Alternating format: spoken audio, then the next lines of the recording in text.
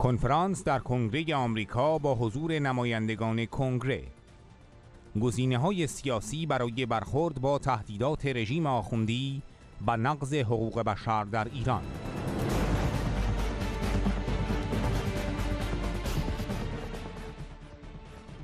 حمایت از مقاومت مردم ایران برای آزادی و دموکراسی. فراخوان به محاکمه سران رژیم آخوندی به خاطر قتل عام 30,000 زندانی سیاسی در سال 67. در کنفرانسی در کنگره آمریکا که با حضور اعضای مجلس نمایندگان از هر دو حزب دموکرات و جمهوریخواه و شمار زیادی از مشاوران و کارشناسان مسائل مربوط به ایران در آستانه اعلام سیاست جدید آمریکا برگزار شد، اعضای کنگره و متخصصین و نمایندگان جوامع ایرانی مقیم آمریکا سخنرانی کردند. سخنرانان ضمن تاکید بر حمایت از مقاومت مردم ایران برای استقرار آزادی و دموکراسی، جنایات رژیم آخوندی در داخل و مداخلات تروریستی‌اش در منطقه را محکوم و بر لزوم حسابرسی از رژیم در زمینه نقض حقوق بشر، تروریسم و جاه طلبی‌های اتمی و موشکی آن تاکید کردند. آنها همچنین خواهان محاکمه سران رژیم به خاطر قتل عام 30,000 زندانی سیاسی در سال 67 شدند.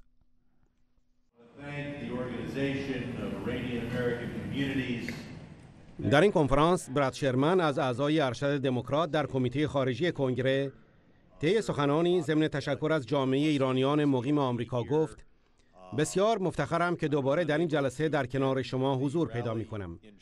من تقریباً 21 سال است که در کمیته امور خارجی کنگره کار کردم و طی این مدت جنبش شما یک منبع واقعی افشاگری در رابطه با مسائل ایران بوده است. براد شرمن اضافه کرد: Much of the world has forgotten, but I will never forget that it was in August of 2002 that this organization brought to the attention of the world the fact that the Islamic Republic was enriching uranium and natanz and was hell-bent on acquiring a nuclear weapon. You also brought to the attention the heavy water plant at Iraq. This has triggered an effort that the entire world is watching to try to prevent Iran from developing a nuclear weapon. What the world has paid a little less attention to is the human rights of those with the MEK who are in Iraq. I know that those from Camp Liberty have been resettled chiefly in Albania, and Americans must now demand that the Iraqi government return their personal belongings and work with Albania to make sure that the rights of these individuals are respected. براد شرمن در بخش دیگری از سخنانش گفت: I know that we're all talking about the Iran nuclear deal again. First, some in my country are confused. They think that the image of this regime is best epitomized by Foreign Minister Zarif, a dapper, debonair gentleman emerging from a fancy hotel in Geneva. The real picture of this regime is Alan Kurdi, that 3-year-old Syrian boy washed up on the shores of the Mediterranean, fleeing the war in Syria. This regime, regardless of its nuclear program, is responsible for hundreds of thousands of deaths in Syria, tens of thousands of deaths in Yemen, hundreds of terrorist actions on every inhabited continent. There is no continent on which Iran has not sponsored terrorism with the exception of Antarctica. So what is to be done? What is to be done is to have the toughest possible sanctions created and marketed and described in the best possible way. We need to continue to demand that Iran adhere to everything it signed in the nuclear deal, while we need to impose sanctions on the Islamic Republic. Would we ignore the human rights deprivations in Iran? Would we ignore the support for Assad? Clearly not. So the Islamic Republic has given us more than enough reason to impose more and more sanctions upon them. But we need to explain to our friends in Europe what we're doing is not coming up with a phony excuse for reinstituting the sanctions described in the JCPOA, because there's nothing phony about caring for nearly 500,000 dead civilians murdered with Iranian weapons and the support of the Iranian government. So I've joined with Chairman Royce and Ranking Member Engel and others in submitting HRES 188, condemning the government of the Islamic Republic of Iran for the 1988 massacres of political prisoners and calling for justice for the victims. I thank you for what your organization did in 2002 and every year since. And I know that even with whatever sanctions, intentions, enforcement, the Islamic Republic will never give up its support for terrorism and its quest for nuclear weapons. We can suppress, we can control, we can condemn, we can inspect, but the world will not be safe until the Islamic Republic is replaced with a new and democratic government.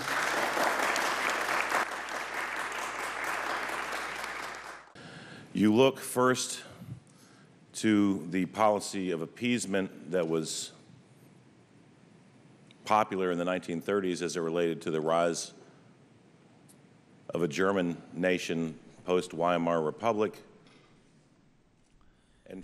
تام گرت، نماینده دیگر کنگره آمریکا، در سخنانش با اشاره به نمونه‌های تاریخی از شکست سیاست استمالت و مماشات با رژیم‌های دیکتاتوری، عاقبت مذاکره و معامله با رژیم آخوندی را نیز در اعداد همانها دانست و سپس افزود: کار کردن با سازمان جوامع ایرانیان مقیم آمریکا یک افتخار است، زیرا اهداف اعلام شده آنها این است که مردم باید اجازه داشته باشند آزادانه زندگی کنند و اعتقادات خود را به کار بگیرند. وی سپس با اشاره به نقش حیاتی سپاه پاسداران در حفظ حکومت آخوندی، اعمال تحریم و لیستگذاری تروریستیان را امری ضروری دانست و اضافه کرد: وقتی برای جهان روشن کنیم که اگر شرکت‌ها و کشورهایی که آن شرکت‌ها در آن هستند تصمیم بگیرند با سپاه پاسداران و رژیم ایران معامله کنند، این کار را به ضرر فرصت برای انجام تجارت با ایالات متحده و جهان متمدن انجام خواهند داد، خواهیم دید که سپاه پاسداران تضعیف می شود. تام گرت همچنین گفت: کارهایی که توسط گروه شما و ما انجام می شود بسیار مهم است تا به جهان بگوییم که آتشی برای آزادی در ایران وجود دارد و این متفاوت از آن چیزی نیست که ما درست در همین جا آن را تجربه کرده ایم. چون هرچند مرزهای جغرافیایی متفاوتند، انسانها همگی مثل هم هستند. بنابراین از فعالیت‌های شما تشکر می‌کنم. Thank you. It is good to be with my friends, and I thank you for letting me come just for a moment and ask your pardon for my time here. But there are so many friends in the room. I want to acknowledge all of you. We want to be able to move for that kind of excitement, that kind of energy, but anyhow, moving to victory. To changing this nation to what the wonderment of the Persian culture, the leadership, the magnificence, the beauty. شیلا جکسونلی، عضو ارشد کمیته قضایی و امنیت ملی در مجلس نمایندگان آمریکا، در سخنان خود گفت: پیشرفتن به سوی پیروزی برای تغییر در سرزمین ایران با همه شگفتی‌های فرهنگ پارسی و با شکوه، عظمت و زیبایی‌اش یک فرصت نورانی برای نسل آینده است. وی سپس با نقل بخش‌هایی از گزارش ملل متحد درباره قتل عام 67 و با اشاره به فراخوان‌ها برای تحقیقات درباره این جنایت گفت: ما هنوز باید برای این تحقیقات فراخوان بدهیم. این تحقیقات هنوز انجام نشده است و وقتی به نقش کنگره نگاه می کنم باید در تعهداتمان استمرار داشته باشیم. I am very glad to have met my sister, Miriam Rahabi, because she speaks well of truth, and she's not fearful. And I want to cite her words, paraphrase. She has called for religious tolerance, separation of mosque and state, gender equality, support for the Universal Declaration of Human Rights, freedom for all Iranians, and a non-nuclear republic form of government. In essence, kneel for justice.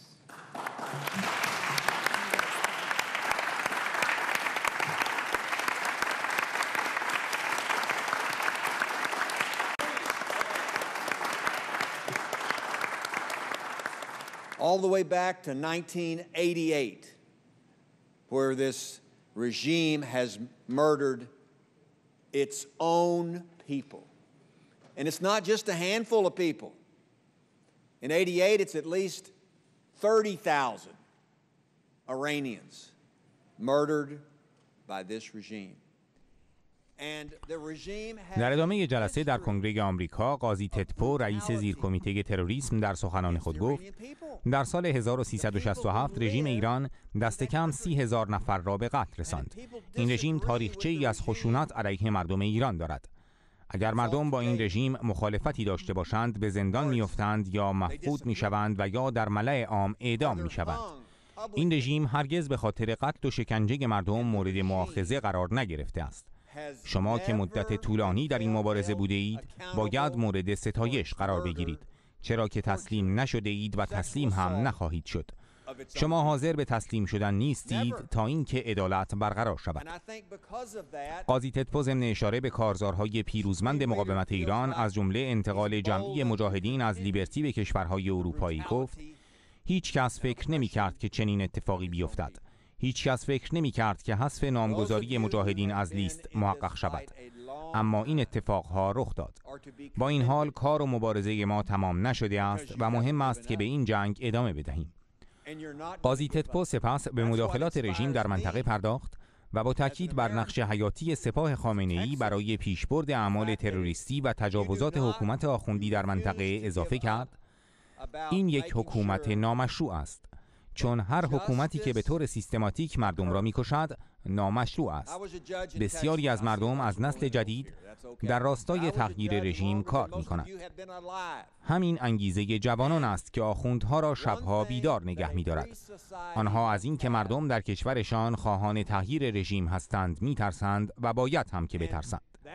تغییر رژیم توسط مردم ایران باید هدف ما و سیاست خارجی ما باشد و فکر می کنم که داریم این را در سیاست خارجیمان یافت می کنیم. در سال 2009 فرصت آن را داشتیم تا از مردم ایران که در تلاش برای تغییر رژیم بودند حمایت کنیم، ولی این کار را نکردیم و اشتباه بزرگی مرتکب شدیم. به همین دلیل ایرانی‌های بیشتری کشته شدند. من شما را تشویق می کنم که خسته نشوید و تسلیم نشوید، زیرا که آفتاب به زودی طلوع خواهد کرد و همه ما شاهد برقراری یک ایران آزاد و امن خواهیم بود. That's just the way it is. Thank you very much. Thank you. Thank you. Thank you. Thank you. Thank you to each and every one of you for your commitment, for your continued involvement, for your continued advocacy on behalf of a free and democratic Iran. You are relentless, as Judge Post said, and we thank you for it. ایلیانا روزلهتینن رئیس زیرکمیته خاورمیانه و شمال آفریقا در مجلس نمایندگان در سخنان خود گفت از تک تک شما به خاطر تعهد و کار مداوم و دفاعتان از یک ایران آزاد و دموکراتیک قدردانی می‌کنم. همانطور که قاضی تدپو گفت شما تسلیم ناپذیرید و به همین خاطر از شما متشکرم. تسلیم ناپذیر به معنای واقعی کلمه، چرا که از هر فرصتی استفاده می‌کنید تا اطمینان حاصل کنید که کنگره به این آرمان توجه کند، یعنی به یک ایران آزاد و دموکراتیک که به نفع آمریکا هم هست.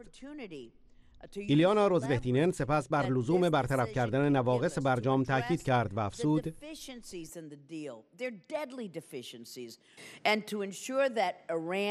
will never ever be a nuclear weapon state. That must be our decision. That must be our goal. It should be the goal of the international community to get to that stage. And this gives us an opportunity to press the European Union to hold Iran accountable for its illicit activity and to make them comply with the international norms, to press them, to tell our EU partners, sanction Iran, designate Iranian entities as the terrorist groups that they are. Iran's human rights record has only gotten worse since this nuclear deal was signed, has only gotten worse since the JCPOA. Iran's support for terror has increased since the JCPOA was signed. Iran continues its pursuit of ballistic missiles from which it can deliver a nuclear payload. خانم روزوهتینن در پایان سخنانش خطاب به حامیان مقاومت ایران گفت: به کار و همت خود ادامه دهید و تسلیم نشوید. بیایید تا به هدف چشم بدوزیم. یک ایران آزاد و دموکراتیک که به نفع همه ماست. Muchísimas gracias. Thank you. Thank you. Thank you. Thank you very much, and I'll be very brief. As a former chairman of the Middle East Committee in Foreign Affairs and having studied this issue for a long time, I just استیو شابوت از اعضای کمیته خارجی مجلس نمایندگان در سخنان خود گفت: به عنوان رئیس پیشین کمیته خاورمیانه در کمیته خارجی می‌خواهم از شما به خاطر تعهد و کار مستمرتان در راستای آزاد کردن و استقرار دموکراسی در ایران تشکر کنم. رابطه منفی ما با آخوندها و حکومت ایران است و نه با مردم ایران که دوستان ما هستند و ما باید پشتیبان آنها باشیم و با آنها کار کنیم. نباید هیچ وقت آنها را که روزی آزاد خواهند شد فراموش کنیم. امیدوارم که این امر هرچه زودتر فرا برسد. توافق اتمی با رژیم ایران بسیار بد بود. متاسفانه اکثر پول و منابعی را که رژیم ایران پیش از این به دست آورد خرج برانگیختن تروریسم در منطقه و جهان کرد و آن را برای انواع و اقسام شرارت‌ها در منطقه به کار گرفت که به واقع باعث بی‌ثباتی و ویرانی کل منطقه شده است. استیو شابوت در ادامه سخنرانیش به بیعملی دولت اوباما در دوران قیام‌های سال 88 مردم ایران اشاره کرد و گفت: خجالت زده هستم که بگویم متاسفانه دولت اوباما در آن موقع کار چندانی انجام نداد و در واقع به نحوی از حکومتی حمایت کرد که علیه مردمش که در خیابانها بودند دست به عمل میزد. هیچ وقت نباید مردمی را که شجاعانه خود را برای آینده ایران فدا کردند فراموش کنیم.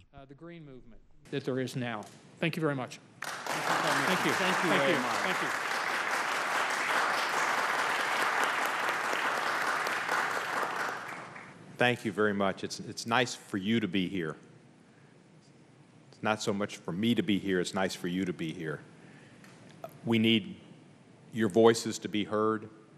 We need Iran to continue to change, and we need you to help bring about peaceful regime change in Iran and Iranian people that work. استیو کوهن در سخنان خود در جلسه در کنگره آمریکا گفت: ما به صدای شما نیاز داریم تا این صدا شنیده شود.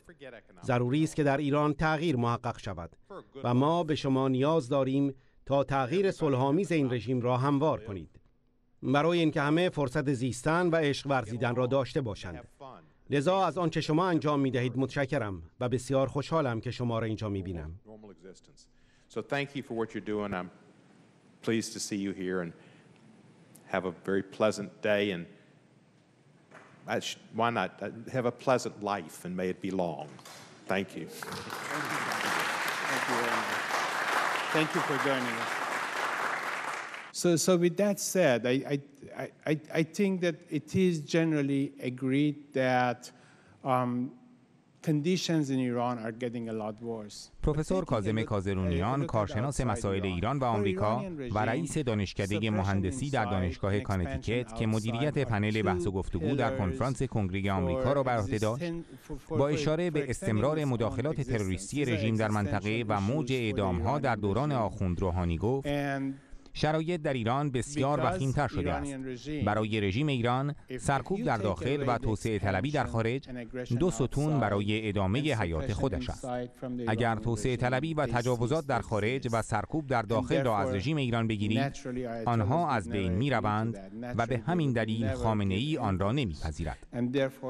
وی سپس جزئیاتی را از مداخلات رژیم در کشورهای منطقه از جمله عراق، سوریه، لبنان و افغانستان تشریح کرد و افزود: شما به آنچه در داخل عراق الان جریان دارد نگاه کنید. حدود 100,000 نیروی شبه نظامی تحت کنترل مستقیم رژیم ایران هستند. در سوریه نقش حزب الله و نقش رژیم ایران ظاهراً تمدید حیات بشار اسد است، اما رژیم ایران در دراز مدت به بیش از بشار اسد می‌اندیشد. رژیم ایران چندین نیروی شبه نظامی را در داخل سوریه به منظور آماده شدن برای دوره پس از بشار اسد ایجاد کرده است. جهان به طور پیوسته و نامحدود به پذیرش اشتیاق رژیم ایران برای گسترش ادامه نخواهد داد و اگر کنترل نشود به جنگ منجر می شود. لازم است که متوقف شود و تنها راه توقف آن آزادی و تغییر رژیم از داخل ایران است. It's going to lead to a war. It needs to be stopped, and the only way to stop that is freedom from within Iran and regime change from within Iran. But if you kind of look at the history, the first demonstration in Iran was in March of 1979. در ادامه این کنفرانس دکتر رامش سپهراد، متخصص در امور راهکارهای مقابله با بحران از دانشگاه جورج میسون، در سخنانش گفت: اگر به تاریخ ایران از سال 1979 بنگرید، مردم ایران در چارچوب اشکال روزمره مقاومت در برابر ایدئولوژی خمینی ایستادند، آن را به عقب راندند و مورد چالش قرار دادند.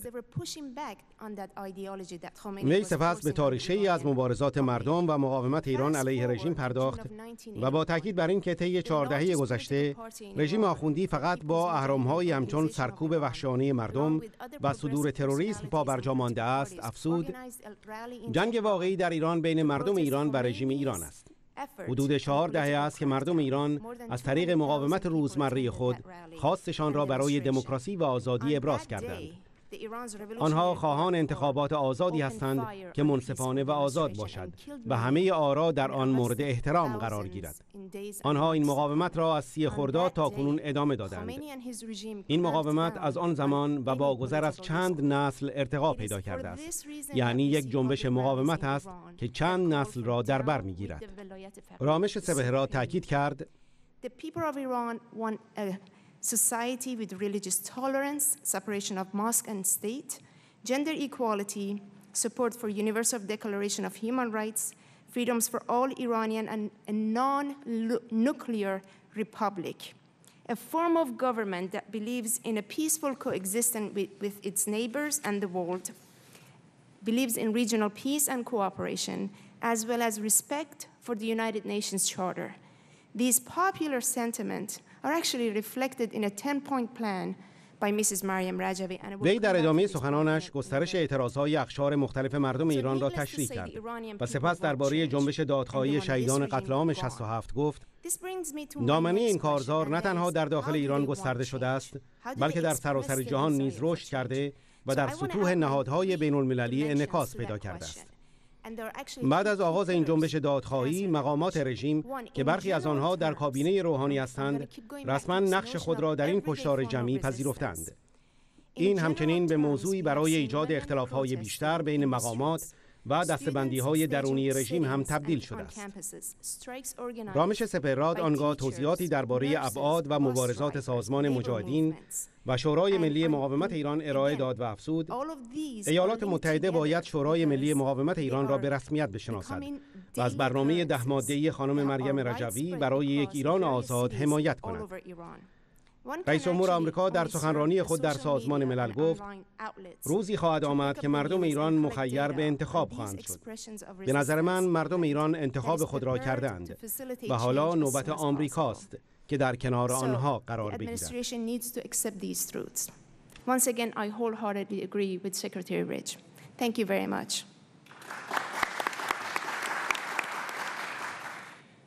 I'm going briefly to talk about an issue that I've been repeatedly asked in the last few days, and the nuclear agreement. You should take IAEA's verification with a grain of salt. I mean, IAEA has repeatedly failed to verify that Iran is complying. It was the National Council, it was the organized Iranian opposition, the National Council for Resistance of Iran that disclosed Iran clandestine activities in 2002. If it was not for دکتر مجید رفیع‌زاده، عضو هیئت تحریریه نشریه حقوقی دانشگاه هاروارد و مفسر امور ایران، از دیگر سخنرانان کنفرانس در کنگره آمریکا بود. وی با تاکید بر اینکه بدون بازرسی از تأسیسات نظامی نمیتوان تایید کرد که رژیم آخوندی در حال استمرار برنامه اتمی خود نیست، به گزارش جدید شورای ملی مقاومت درباره تأسیسات بازرسی نشده رژیم اشاره کرد و سپس افزود این شورای ملی مقاومت ایران، این اپوزیسیون ایران بود که فعالیت‌های مخفیانه رژیم ایران را در سال 2002 افشا کرد. اگر نقش شورای ملی مقاومت ایران نبود، رژیم ایران الان به بمب اتمی دست یافته بود. مردم و اپوزیسیون ایران خواهان جنگ نیستند، زیرا بحث‌هایی از سوی مدافعان رژیم ایران مطرح می‌شود که می‌گویند هر کس به این رژیم انتقاد کند یا به توافق اتمی انتقاد کند، می‌گویند شما به دنبال جنگ هستید. خیر، ما جنگ نمی‌خواهیم. راه‌های بهتری برای انجام آن وجود دارد و فکر می‌کنم که بهترین سیاستی قاطع و محکم در مقابل رژیم است و اینکه حق مردم ایران و مقاومت آنها به رسمیت شناخته شود تا بتوانند دموکراسی را در ایران برقرار سازند. من مکرراً گفتم قدرت نرم اپوزیسیون ایران دقیقاً همان چیزی است که رژیم ایران بیش از همه از آن می‌ترسد، زیرا که آنها در ایران شبکه دارند، آنها اعضای زیادی دارند و بسیاری از مردم از آنها حمایت می‌کنند.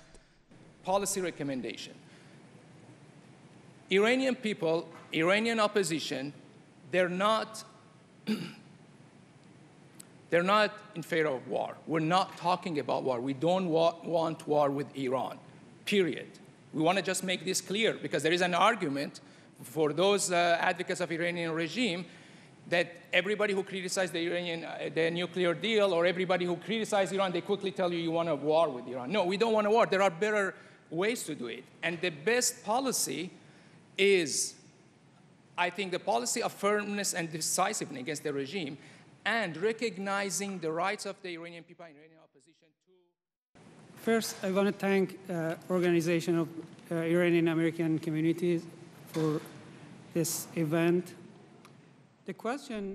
دکتر شهرام احمدی نسب، کارشناس امور بین‌المللی از دانشگاه سنت لوئیس، در سخنانش در کنفرانس کنگره آمریکا به تشریح ویژگی‌های مقاومت ایران به عنوان هماورد و آلترناتیو دموکراتیک حکومت آخوندی پرداخت و گفت سازمان مجاهدین خلق ایران با شبکه گسترده نیروهایش در داخل و خارج ایران یک جبهه فراگیر و دربرگیرنده برای مبارزه با رژیم سفاک حاکم است و به خاطر توانمندی فوق‌العاده و موفقیت آمیز این سازمان، شورای ملی مقاومت ایران قوی‌ترین و موفق‌ترین تشکل سیاسی مخالفان سیاسی است و افراد و گروه‌های سیاسی با ایدئولوژی‌های متفاوت و یا گروه‌های مذهبی دیگر در کنار هم و دست در دست هم برای تغییر رژیم کار می‌کنند.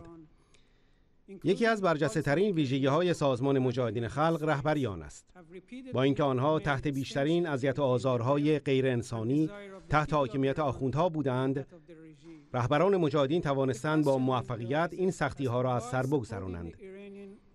آنها اتحاداتشان را تحت بدترین شرایط و در ناامید کننده ترین شرایط منطقه‌ای و بین‌المللی حفظ کردند.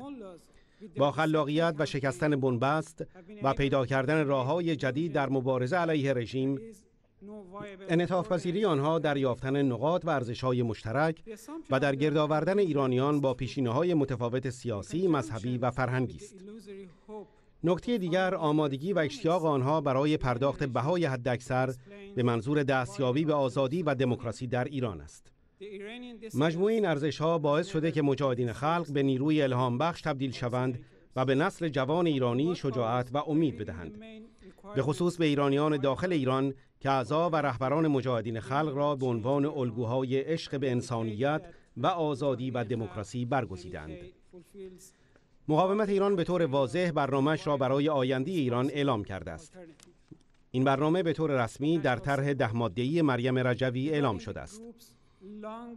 این برنامه شامل طیف گسترده‌ای از معیارها و ارزش‌هایی مثل کثرت‌گرایی، آزادی احزاب سیاسی، جدایی دین از دولت، اجرای عدالت و قانون و پایبندی به کنوانسیون حقوق بشر است. شهرام احمدی نسب در ادامه سخنانش با اشاره به وحشت حکومت آخوندی از مجاهدین به عنوان دشمن اصلی این رژیم و تلاش‌های آن برای شیطانسازی علیه آنها بر حمایت‌های گسترده بین‌المللی از مقاومت ایران تأکید کرد و افزود: حمایت از مجاهدین خلق ایران در آمریکا از مرز بین جمهوریخواه و دموکرات چه در کنگره و یا در سنا فراتر رفته است. پس به طور خلاصه باید گفت یک جایگزین موفق و مسئول وجود دارد، یعنی صدای مردم ایران و نمایندگانشان که همانا شورای ملی مقاومت ایران است. The voice of the people of Iran and their representatives, which is the National Council of Resistance of Iran. Thank you.